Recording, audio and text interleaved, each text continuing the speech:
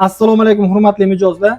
Ushbu ko'rib turgan matrasingiz ortopediskiy premium matrasida hisoblanadi, chunki uni prujinasi 1248 standart razmerda ishlatilgan bo'ladi. Meni boshqa videolarimda ko'rgan bo'lishingiz kerak, chunki 125 kilolik insonni shunaqa matras ustiga chiqarib, ya'ni prujinasini ustiga chiqarib sinab ko'rganman. Bu matrasimizga tashqi tomonini aytib o'taman.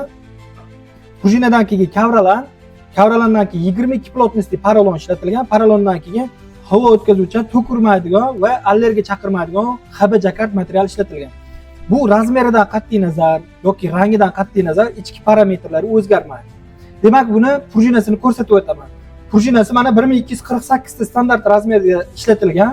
Ya'ni meni 80 kg vesimda ham har qancha sakramayin, endi 125 kiloni ko'targan. Men undan og'ir 125 kilodan og'ir insonlarga ham bu matrasni tayyorlab sotganman.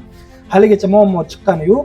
Ya'ni biz bunga har qanaqangi holatda 7 yilga kafolat yozib beramiz. Ushbu matrasimiz yon tomoni mana qangi barqutdan bo'ladi. Ya'ni matrasimizni mana qangi tuymalari yo boshqalari deb turib yoki chiroyli jimjimador qo'l ushlagichlari deb turib oz prujina ishlatilgan matraslar olishdan ehtiyot bo'lishni ham tavsiya qilaman. Bundan tashqari hurmatli mijozlar, bizni ijtimoiy tarmoqlarda ham kuzatishingiz mumkin. Sizlarga qanaqangi matraslarni tanlash va tana ehtiyojlarini aniqlash to'g'risida ko'p foydali videolar chiqarganmiz. Rahmat hamda.